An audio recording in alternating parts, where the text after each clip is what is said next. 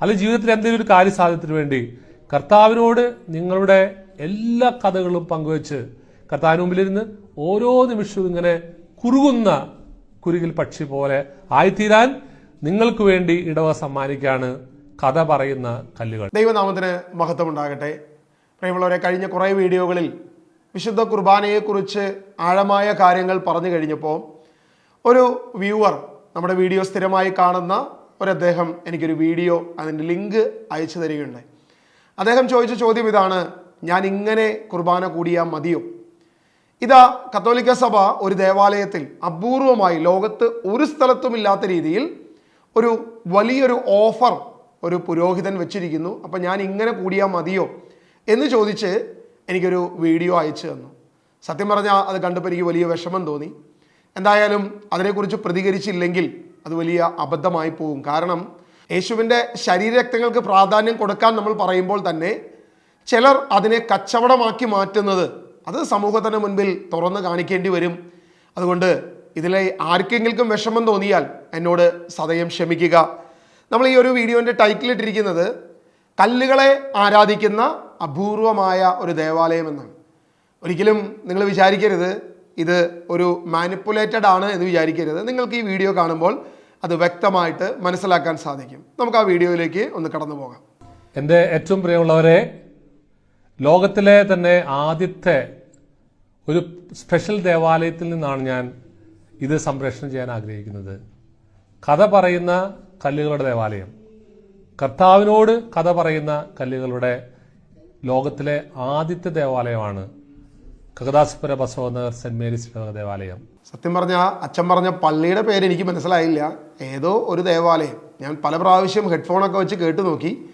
എനിക്ക് തോന്നുന്നു അത് എഡിറ്റ് ചെയ്ത് ഒരു അഡ്ജസ്റ്റ്മെൻറ്റിലിട്ടിരിക്കുന്നതെന്ന് തോന്നുന്നു. എനിവേ, എങ്ങനെയായാലും ഒരു പുരോഹിതനാണ് അദ്ദേഹം. ആ ദേവാലയത്തിൻ്റെ അകത്തുള്ള വീഡിയോസ് കാണിക്കുന്നുണ്ട്.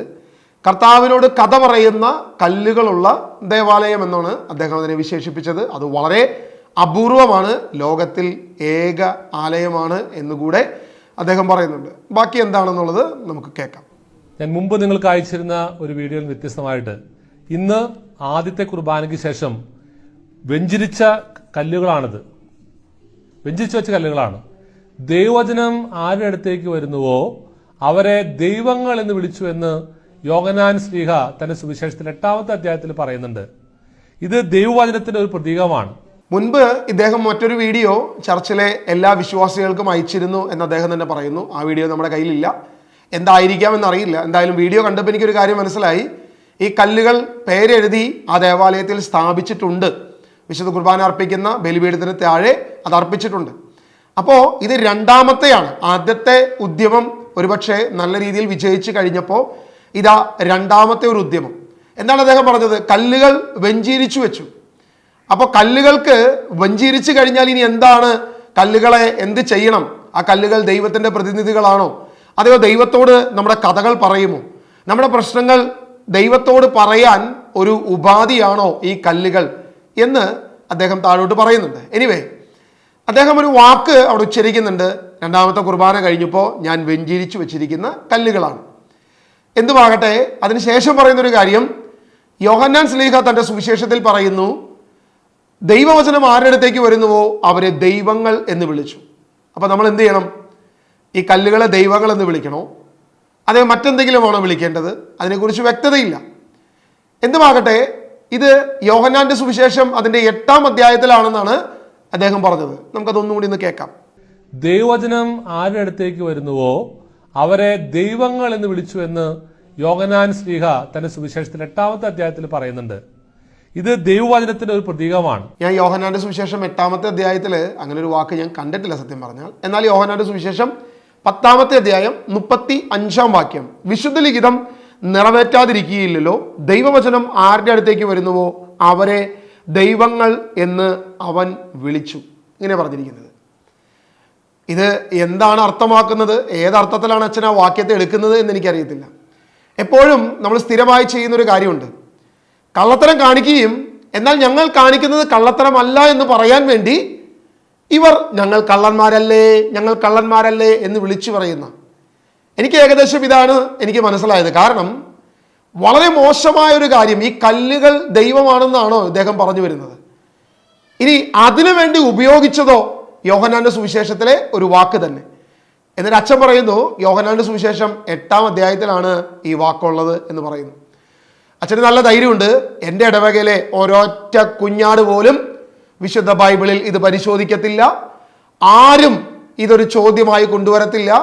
യോഹന്നാന്റെ സുവിശേഷം 8-ാം അധ്യായത്തിലല്ല, ഇത് 10-ാം അധ്യായത്തിലാണ് എന്ന് ഒരൊറ്റ കുഞ്ഞാട് പോലും പറയത്തില്ല എന്ന ധൈര്യമാണ് ഇവരെ കൊണ്ട് ഇത്തരം തിന്മകൾ പറയിപ്പിക്കാനും ഇത്തരം അബദ്ധജടിലമായ തെറ്റുകൾ ലോകത്തെ പഠിപ്പിക്കാനും ഇവരെ പ്രാപ്തരാക്കുന്നത് എന്നുള്ളത് ഈ ഒരൊറ്റ കാര്യത്തിൽ നമുക്ക് മനസ്സിലാക്കാൻ സാധിക്കും.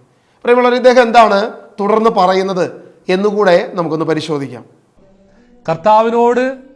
കർത്താവിന്റെ പാദാന്തത്തിൽ ഇരുന്ന് കഥ പറയുന്ന മഗ്ദലേന മറിയം, കർത്താവിന്റെ ബലിപീഠത്തിൽ കൂടുകൂട്ടുന്ന കുരുകിൽ പക്ഷി പോലെ നമുക്കൊക്കെ ജീവിതത്തിൽ കർത്താവിന്റെ ബലിപീഠത്തോട് കൂടുകൂട്ടാൻ കിട്ടുന്ന ഏറ്റവും വലിയ സുവർണാവസരമാണ്. അദ്ദേഹം എന്തായാലും ഇത് ദൈവവചനത്തിന് സമാനമാണെന്നാണ് പറഞ്ഞത്. അതായത് ഈ കല്ലുകളാണ് അപ്പൊ ദൈവവചനം.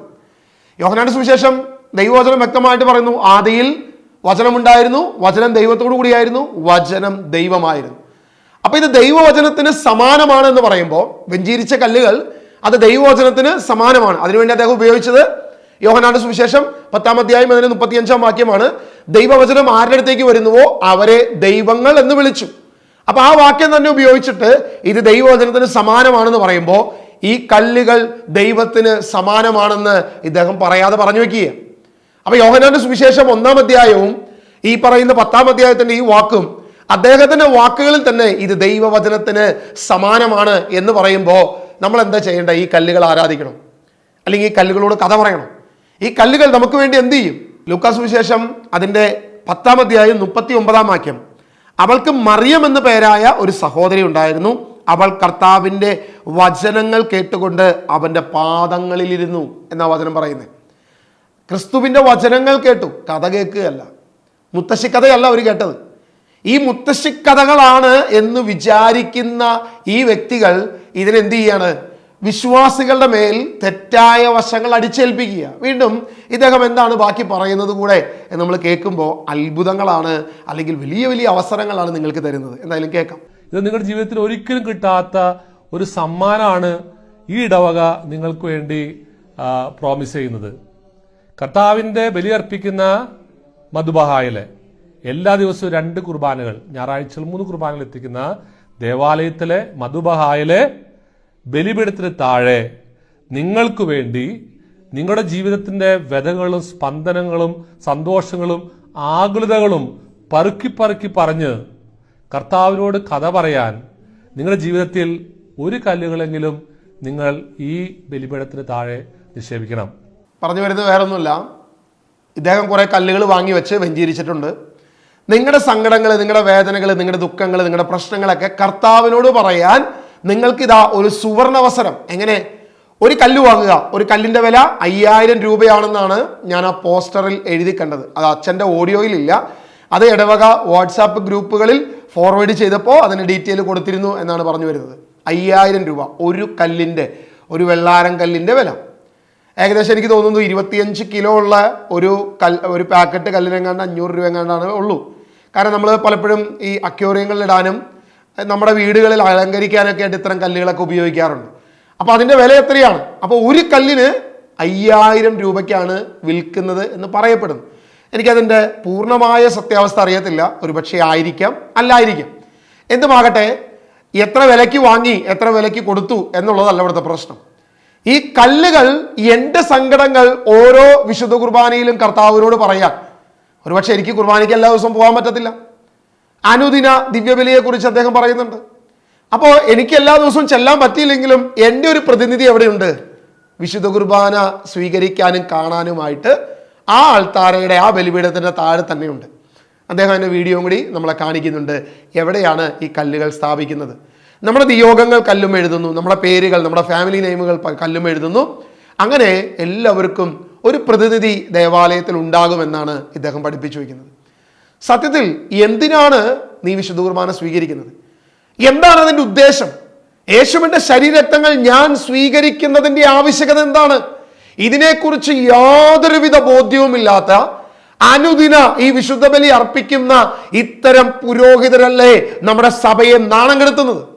നമ്മുടെ വിശ്വാസത്തെ ഞാൻ പറയുക കച്ചവടം ചെയ്യുകയല്ല ഇവർ ചെയ്യുന്നത്, വിശ്വാസത്തെ വ്യഭിചരിക്കുക ചെയ്യുന്നത്. പഴയ നിയമ പ്രവാചകന്മാർ പറഞ്ഞ ആ വാക്കല്ലാതെ നമുക്ക് ഈ കാര്യത്തിൽ എന്താണ് ഉപയോഗിക്കാൻ പറ്റുക? ഇങ്ങനെ മനുഷ്യനെ മണ്ടനാക്കുന്ന, വിശ്വാസികളെ പൂർണ്ണമായി ചൂഷണം ചെയ്യുന്ന ഇത്തരം കോമരങ്ങളെ നമ്മൾ എന്ത് പേരിട്ടാ വിളിക്കേണ്ടത്? പൗലോസ് അപ്പോസ്തലൻ വിളിച്ചു പറയേ, വെള്ളയടിച്ച കുഴിമാടങ്ങൾ എന്ന് വിളിച്ചിട്ട് അല്പസമയം കഴിഞ്ഞപ്പോ അദ്ദേഹം അഭിഷിക്തനാണോ എന്ന് എനിക്ക് അറിയാൻ പാടില്ല എന്ന് പറയേണ്ടി വരും ഇവരുടെ മുൻപിൽ എന്നുള്ളതാണ് സത്യം. ബാക്കി കൂടെ നമുക്കൊന്ന് കേൾക്കാം അച്ഛൻ എന്താണ് പറഞ്ഞു വെക്കുന്നത് എന്നുള്ളത്. ഇന്ന് ഇത് വെഞ്ചരിച്ചു താല്പര്യമുള്ളവർക്ക് അത് ഇവിടെ വന്ന് ഇത് കളക്ട് ചെയ്യാം. വിദേശങ്ങളിലുള്ളവരോ അകലങ്ങളിലുള്ളവർക്കോ നിങ്ങൾ പറഞ്ഞാൽ നിങ്ങൾക്ക് വേണ്ടി ഈ കല്ലുകളെ പ്രാർത്ഥിച്ച് നിങ്ങളുടെ നിയോഗങ്ങളെ സമർപ്പിച്ച് ജനുവരി 19 ഈ ഇടവകയുടെ ദശാബ്ദി വർഷത്തിലെ തിരുനാളിന്റെ അന്ന് ഞായറാഴ്ച രാവിലെ 8 മണി മുതൽ 4 മണി വരെ സമയത്ത് ഈ കല്ലുകൾ നിങ്ങളുടെ പേരുകൾ എഴുതി നിങ്ങളുടെ നിയോഗങ്ങൾക്ക് വേണ്ടി പ്രാർത്ഥിച്ച് ആ ബലിപീഠത്തിന് താഴെ കൊണ്ടിടാവുന്നതാണ്. എന്തായാലും ഇന്ന് വെഞ്ചരിച്ചു, ഇനി നേരിട്ട് വന്ന് കളക്ട് ചെയ്യാം. ഇനി ആർക്കെങ്കിലും നേരിട്ട് വരാൻ പറ്റില്ലെങ്കിൽ അവർക്കും വ്യത്യസ്തമായ ഒരു ഓഫർ ഉണ്ട്. നിങ്ങളൊന്ന് വിളിച്ചു പറഞ്ഞാൽ മതി. നിങ്ങളുടെ നിയോഗങ്ങളും നിങ്ങളുടെ പേരുകളും എഴുതി ദേവാലയത്തിൽ ആ മദ്ബഹയിൽ 2 കുർബാന അർപ്പിക്കുന്ന അതേ മദ്ബഹയിൽ എല്ലാ ദിവസവും നിങ്ങൾക്ക് വേണ്ടി ഓരോ ദിവ്യബലിയിലും ഓരോ വിശുദ്ധ ബലിയിലും നിങ്ങൾക്ക് വേണ്ടി മധ്യസ്ഥം വഹിക്കുന്ന കല്ലുകൾ അവിടെ ഉണ്ടാകും എന്നാണ് അദ്ദേഹം പറഞ്ഞത്. നാളെ ഇവർ പറയും ഈ ദേവാലയത്തിലുള്ള വിഗ്രഹങ്ങൾ മുഴുവൻ നിങ്ങളെക്കാൾ കൂടുതൽ കുർബാന സ്വീകരിച്ചവരാണ്, കുർബാന കണ്ടവരാണ്, അതുകൊണ്ട് അതിന് വിശുദ്ധിയുണ്ട്, അത് ദൈവത്തിന് തുല്യമാണ്, അത് ഇതേ ദൈവവചനം ആരുടെ അടുത്തേക്ക് വരുന്നുവോ അവരെ ദൈവങ്ങൾ എന്ന് വിളിച്ചു എന്ന് പറയുന്ന ഈ പുരോഹിതൻ അവരെയും ദൈവങ്ങളെന്ന് വിളിക്കാനും അവരെയും കുമ്പിടാനും അവരെയും ആരാധിക്കാനും പറഞ്ഞില്ലെങ്കിലേ അത്ഭുതമുള്ളൂ. ഇത്തരക്കാലം അങ്ങനെ പറഞ്ഞില്ലെങ്കിലേ അത്ഭുതമുള്ളൂ. നിങ്ങൾ ശ്രദ്ധിച്ചു നോക്കുക. ഇദ്ദേഹം പറഞ്ഞു വെച്ച കാര്യങ്ങൾ വെച്ച് നോക്കുമ്പോൾ വളരെ ക്ലിയർ ആണ്. ഓരോ ദിവസവും ഈ 2 കുർബാന, ഞായറാഴ്ചയിലാണെങ്കിൽ 3 കുർബാനയോ, ഇങ്ങനെ പല കുർബാനകൾ അർപ്പിക്കപ്പെടുമ്പോൾ അതിലെല്ലാം പങ്കാളികളാണ് ഈ കല്ലുകൾ. അങ്ങനെയെങ്കിൽ ഞാൻ ചോദിക്കട്ടെ, ഓരോ ദേവാലയങ്ങളിലും പ്രത്യേകിച്ച് വലിയ അന്താരാഷ്ട്ര തീർത്ഥാടന കേന്ദ്രങ്ങളിലൊക്കെ എത്രയോ പേരുകൾ വന്നിട്ടാണ് വിശുദ്ധ കുർബാന അർപ്പിക്കുന്നത്. അപ്പൊ അവിടെയുള്ള എല്ലാ വിഗ്രഹങ്ങൾക്കും ദൈവങ്ങൾ എന്നാണ് നമ്മൾ വിളിക്കേണ്ടത്. അവരെയൊക്കെ ദൈവമായിട്ട് ആരാധിക്കുന്നു, കാരണം അവരുടെയൊക്കെ അടുത്തോട്ട് ദൈവവചനം ചെല്ലുന്നു എന്നുള്ളതാണല്ലോ അച്ഛൻ്റെ വ്യാഖ്യാനം. ഇങ്ങനെ വിശ്വാസികളെ മണ്ടന്മാരാക്കാൻ, ഇങ്ങനെ ബിസിനസ് നടത്തി നിങ്ങൾ എന്ത് നേട്ടമാണ് നിങ്ങൾ കൊയ്യാൻ ആഗ്രഹിക്കുന്നത്?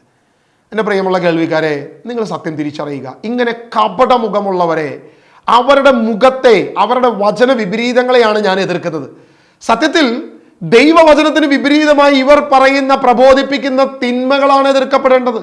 ഈ വ്യക്തികളെ നമ്മൾ ബഹുമാനിക്കുന്നു. കർത്താവ് യേശു മിശിഹ പറഞ്ഞ പോലെ തന്നെ നമ്മുടെ അധികാരികളെ നമ്മൾ എന്ത് ചെയ്യുന്നു? ബഹുമാനിക്കുന്നു. പക്ഷെ അവരുടെ ചെയ്തികൾ നിങ്ങൾ അനുകരിക്കരുത് എന്നാണ് യേശു പറഞ്ഞത്. കാരണം അവരുടെ ചെയ്തികൾ പൈശാചികമാണെന്ന് യേശുവിന് വ്യക്തമായിട്ട് അറിയാം. ഇവരും ഇതിന് സമാനമാണ്, ഇവരുടെ ചെയ്തികളും നിങ്ങൾ അനുകരിക്കരുത്. വീണ്ടും അദ്ദേഹം പറഞ്ഞു വയ്ക്കുന്ന അവസാന കാര്യം കൂടെ നമ്മൾ കേട്ട് നമുക്കൊന്ന് അവസാനിപ്പിക്കാം. ഇനി 5 വർഷം കഴിയുമ്പോഴാണ് ഈ ദേവാലയത്തിലെ മധുബഹായിലെ ബലിപീഠത്തിന് താഴെയുള്ള ഈ കല്ലുകൾ നിക്ഷേപിക്കുന്ന ആ ബോക്സ് തുറക്കുക. ഇത് പ്രത്യേകമായിട്ട് നിങ്ങൾക്ക് നിയോഗം വയ്ക്കാം, മരിച്ചുപോയവരെ ഓർമ്മിക്കാൻ. എല്ലാ ദിവസവും നിങ്ങൾ നിത്യകുർബാനയെ കുറിച്ച് കേട്ടിട്ടില്ലേ? ഈ കല്ലുകളിട്ട് കുർബാന ചെല്ലാനായിട്ട് നിങ്ങളുടെ എല്ലാ ദിവസവും കുർബാനയിൽ പങ്കെടുക്കുകയാണ് നിങ്ങൾക്ക് വേണ്ടി കുർബാന. അപ്പം എന്തായാലും ലാഭമാണ്. കാരണം 5 വർഷത്തേക്ക് നീ പള്ളി പോയില്ലെങ്കിലും കുഴപ്പമില്ല. അപ്പോൾ ഒരു വീട്ടിലൊരു 3 പേരോ 4 പേരോ 5 പേരോ ഒക്കെ ഉണ്ടെങ്കിൽ 5 വർഷം എന്ന് പറയുമ്പോൾ ഏകദേശം ഒരു വർഷത്തിൽ ഒരു 50 ഞായറാഴ്ചയെങ്കിലും ഉണ്ടെന്ന് നമുക്ക് വിശ്വസിക്കാം ഏകദേശം. അപ്പം 50 ഞായറാഴ്ച ഒരു വർഷമുണ്ടെങ്കിൽ 5 വർഷം എന്ന് പറയുമ്പോൾ 250 ഞായറാഴ്ചയായി. 250 സൺഡേ നമ്മളൊരു 100 രൂപ വെച്ച് സ്തോത്ര കാഴ്ച ഇട്ടാൽ ഏകദേശം 25,000 രൂപ നമ്മൾ കൊടുക്കേണ്ടി വരും. അങ്ങനെ വെച്ച് നോക്കുമ്പോൾ ഒരു കല്ല് വാങ്ങി അവിടെ നിക്ഷേപിച്ചാൽ 5 വർഷം അവിടേക്ക് ഇനി തിരിഞ്ഞു നോക്കണ്ട. 5 വർഷം കഴിയുമ്പോൾ പെട്ടി പൊട്ടിക്കുമ്പോൾ നമ്മൾ ചെല്ലുന്നു. കാരണം നമ്മുടെ വിഷമങ്ങൾ, നമ്മുടെ ദുഃഖങ്ങൾ, നമ്മുടെ വേദനകൾ, നമ്മുടെ നിയോഗങ്ങൾ ഈ എല്ലാം പറയാൻ അവിടെ ഒരു കല്ലുണ്ട്. അപ്പം 5,000 രൂപയ്ക്ക് ലാഭമാണ്. കച്ചവടം കുറച്ച് ഇടവക ജനങ്ങൾക്ക് ലാഭമാണ്. ഒരുപക്ഷെ ഇത് ആര് കാൽക്കുലേറ്റ് ചെയ്തിട്ടുണ്ട് എന്ന് എനിക്കറിയത്തില്ല. എനിവേ ഇദ്ദേഹത്തിൻ്റെ ഈ കച്ചവടത്തിൻ്റെ രീതി കുറച്ചും കൂടെ ആഴമാകുന്നത് നമ്മളൊന്ന് ശ്രദ്ധിച്ചു നോക്കുക. ഇത് പ്രത്യേകമായിട്ട് നിങ്ങൾക്ക് നിയോഗം വയ്ക്കാം, മരിച്ചുപോയവരെ ഓർമ്മിക്കാൻ. എല്ലാ ദിവസവും നിങ്ങൾ നിത്യ കുർബാനയെ കുറിച്ച് കേട്ടിട്ടില്ലേ? ഈ കല്ലുകളിട്ട് കുർബാന ചെല്ലാനായിട്ട് നിങ്ങളുടെ എല്ലാ ദിവസവും കുർബാനയിൽ പങ്കെടുക്കുകയാണ് നിങ്ങൾക്ക് വേണ്ടി കുർബാന. അതായത് ഈ കല്ലുകൾ മരിച്ചുപോയവരെ ഓർമ്മിക്കാൻ അതൊരു നിയോഗമാക്കി വെക്കാം. നമുക്കറിയാം നമ്മുടെ വികാരങ്ങളെ എങ്ങനെ ഉപയോഗിക്കാം എന്നുള്ളതിനെക്കുറിച്ച് PhD എടുത്തവരാണ് ഇദ്ദേഹത്തെ പോലുള്ള പുരോഹിത വർഗങ്ങൾ പലരും. കാരണം അദ്ദേഹം വളരെ വ്യക്തമായിട്ട് പറയുന്നു, മരിച്ചുപോയവർക്ക് വേണ്ടിയിട്ട് നമ്മളെ സംബന്ധിച്ച് നമ്മുടെ പിതാക്കന്മാരോ മാതാവോ ആരെങ്കിലുമൊക്കെ മരിച്ചു പോയിട്ടുണ്ടെങ്കിൽ അവരോടുള്ള ഒരു ഇമോഷണൽ അറ്റാച്ച്മെന്റ് ഉണ്ട്. അപ്പം അവർക്ക് വേണ്ടി 5000 രൂപയ്ക്ക് ഒരു കല്ല് അവിടെ ഇരുന്ന് കരഞ്ഞു വിളിക്കുകയാണെങ്കിൽ അത് എത്രയോ നല്ല കാര്യമാണ്. സ്വാഭാവികമായും കല്ല് കച്ചവടം ഊർജിതമായി മുന്നോട്ട് പോകാൻ സാധിക്കും. വീണ്ടും അദ്ദേഹം പറയുന്ന നിയോഗങ്ങൾ നമുക്കൊന്ന് ശ്രദ്ധിച്ചു നോക്കാം. പുതുതായിട്ട് ജനിച്ച കുട്ടികൾ, വിവാഹം കഴിക്കുന്നവർ, അല്ലെങ്കിൽ വിവാഹം കഴിഞ്ഞിട്ട് കുട്ടികൾ ഉണ്ടാകാത്ത നിയോഗത്തിന് വേണ്ടി, അല്ലെങ്കിൽ ജീവിതത്തിൽ എന്തെങ്കിലും ഒരു കാര്യസാധ്യത്തിന് വേണ്ടി കർത്താവിനോട് നിങ്ങളുടെ എല്ലാ കഥകളും പങ്കുവെച്ച് കർത്താവിന് മുമ്പിലിരുന്ന് ഓരോ നിമിഷവും ഇങ്ങനെ കുറുകുന്ന കുരുകിൽ പക്ഷി പോലെ ആയിത്തീരാൻ നിങ്ങൾക്ക് വേണ്ടി ഇടവ സമ്മാനിക്കാണ് കഥ പറയുന്ന കല്ലുകൾ. ഇത് ലോകത്തിലെ ആദ്യത്തെ സംഭവമാണ്. അപ്പോൾ പെട്ടെന്നാകട്ടെ കഥ പറയുന്ന ഈ കല്ലുകളുടെ പിന്നാലെ നമുക്ക് ഓടാം. നിങ്ങൾക്ക് വേണ്ടി, നിങ്ങളുടെ നിയോഗങ്ങൾക്ക് വേണ്ടി, അത് മരിച്ചവർക്ക് വേണ്ടിയിട്ടോ, അതല്ല കുഞ്ഞുങ്ങളില്ലാത്ത ദമ്പതികൾക്ക് വേണ്ടിയിട്ടോ, ഇനി വിവാഹിതരാകാൻ പോകുന്നവർക്കോ ജനിച്ച കുഞ്ഞുങ്ങൾക്കോ ആർക്കും വേണ്ടി, നിങ്ങൾക്ക് വേണ്ടി വിശുദ്ധ കുർബാനയിൽ പങ്കുകൊള്ളുന്ന ഈ കല്ലുകളുടെ പിന്നാലെ നമുക്ക് സഞ്ചരിക്കാം. അങ്ങനെ ആ കല്ലുകൾ നമ്മളെ അനുഗ്രഹിക്കും. കാരണം കല്ലുകൾ നാളെ ദൈവമാകും. ഏതൊക്കെ രീതിയിലും നമുക്ക് വേണ്ടി കർത്താവിനോട് കുരുകുന്ന കഥകൾ പറയുന്ന ഇത് ലോകത്തെ ആദ്യത്തെ സംഭവമാണ്. കർത്താവ് പോലും ഇങ്ങനൊരു ഓഫർ നമുക്ക് തന്നിട്ടില്ല. ഇത് ലോകത്തെ വളരെ വിചിത്രമായ, ഏറ്റവും പ്രധാനപ്പെട്ട, അല്ലെങ്കിൽ ഏറ്റവും അത്ഭുതകരമായ ആദ്യത്തെ സംഭവമാണ്. ലോകത്താരും, യേശുക്രിസ്തു പോലും നമുക്ക് തരാത്ത ഒരു സുവർണാവസരമാണ് ഇദ്ദേഹം നമുക്ക് നൽകുന്നത്. എന്തായാലും എനിക്കൊരു കാര്യം ഉറപ്പാണ്, കഴിഞ്ഞ കുറേ വീഡിയോകളിലായിട്ട് സ്ഥിരമായി വീഡിയോൻ്റെ താഴെ കമൻറ്റ് ചെയ്യുന്ന ഒരു സെബാസ്റ്റ്യൻ കുന്നത്ത് എന്നൊരു ഐഡിയ ഉണ്ട്.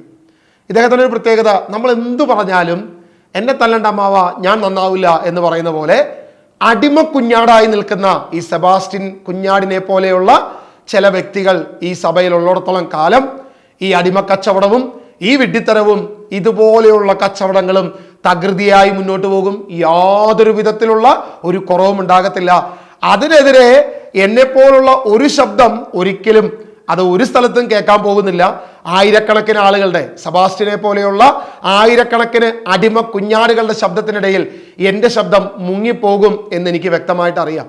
പക്ഷേ എന്നെ കേൾക്കുന്ന ഓരോ വിശ്വാസിയോടും ഞാൻ പറയുക, നിങ്ങളെ കബളിപ്പിക്കാൻ നിങ്ങൾ അവസരം കൊടുക്കരുത്.